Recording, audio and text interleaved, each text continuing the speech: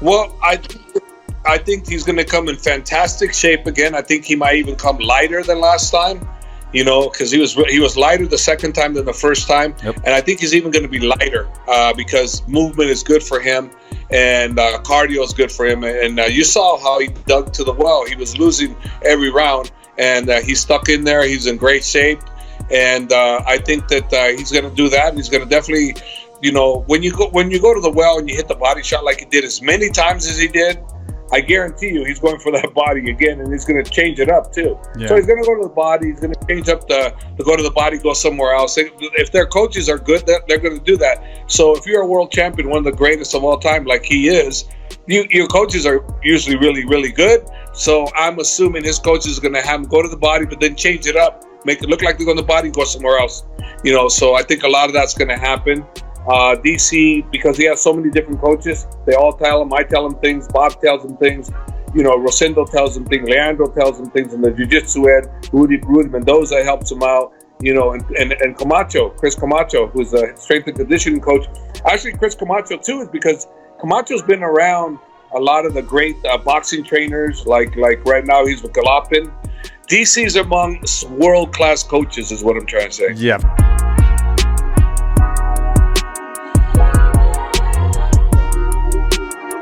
Is one of those, I'd have to call this the best trilogy, especially because of the first two fights.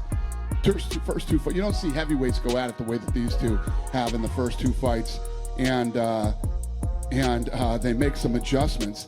You see that in like the movies and with really, really great fighters, where you go back and make a couple adjustments in the corner and come out and do what Stipe did in the second fight.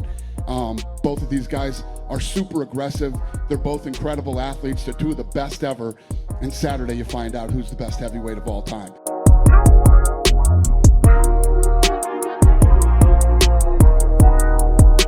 Will the beef ever be squashed between the two of you guys? If you guys go in there and have a battle, you finish the man, is it over? Or is it just gonna continue on for forever and ever here? No, this is a real beef, Mike. This isn't some manufactured beef like Marty Fake Newsman and Street Judas Masvidal tried to do, where they're hugging at the end of the fight. Oh, bro, I love you. Good job. We made some money and we duped the fans and we tricked them all. This ain't that. Me and Tyron Woodly genuinely hate each other and we want to kill each other. And that's what's going to be inside the octagon. And when the business is finished, I got nothing to say to him. The only thing I'll probably say to him is, I hope your mom's not watching. Mama Woodley, don't watch this fight. You don't want to see your son go unconscious in that octagon September 19th.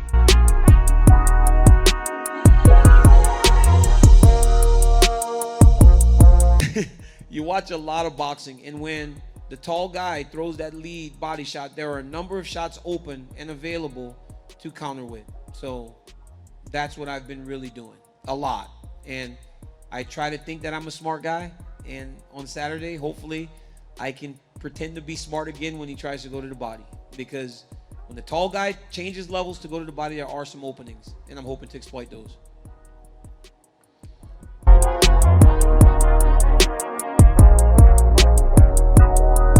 me tell you an odd experience I'm going through. So my wardrobe is very small. I am married. I have a closet. Within that closet, I have a very small section that is my clothes. I'm okay with that. I'm just sharing with you that there's sometimes when you need a shirt. And you might be able to relate to this, but remember when you were a kid and it was like time to go back to school? And that's when you were almost guaranteed mom was going to take you. You were going to get a new pair of shoes, or you were going to get a new pair of pants. Back to school shopping, if you will. So my back to school shopping now for anything that I'm going to have in my closet largely consists of two things. One is either a holiday or one is my birthday, and I'll get some new attire. I'm not really go to the mall guy. So in the period of this quarantine, I have found out that you can go online, push some buttons, and then something will show up to your door. I don't know if that's the best way to shop.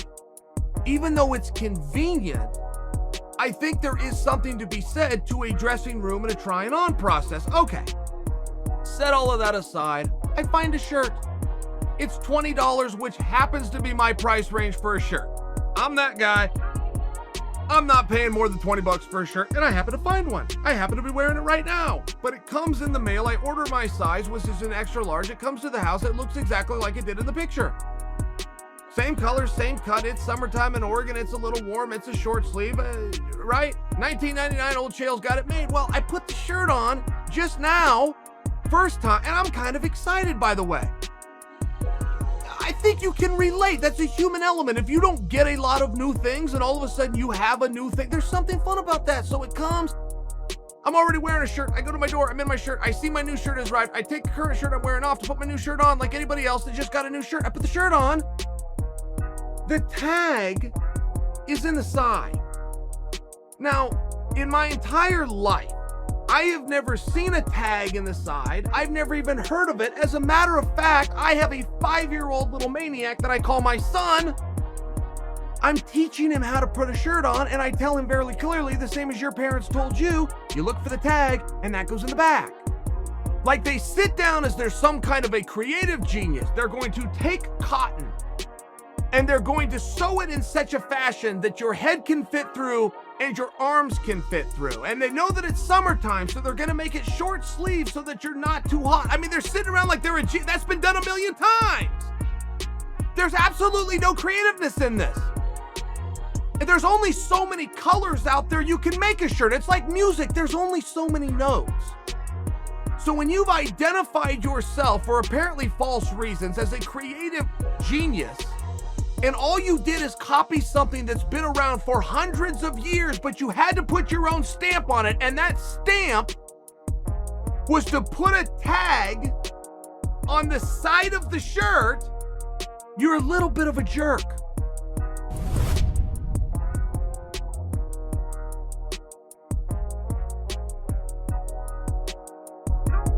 What you've seen out of Sean O'Malley, have you been impressed by him at all?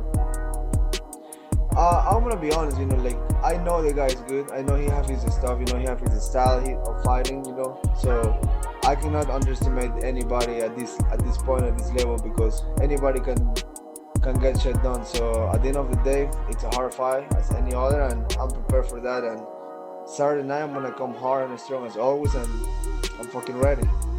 I just see myself going in there and I'm fucking the guy up. Like I'm pretty ready. I'm feeling good. I'm confident. And I show in every fight. I come to fight and I'm putting a show for the fans, and that's what they like. That's what they pay for. Nobody pays for a hugging contest or a fight against the cage.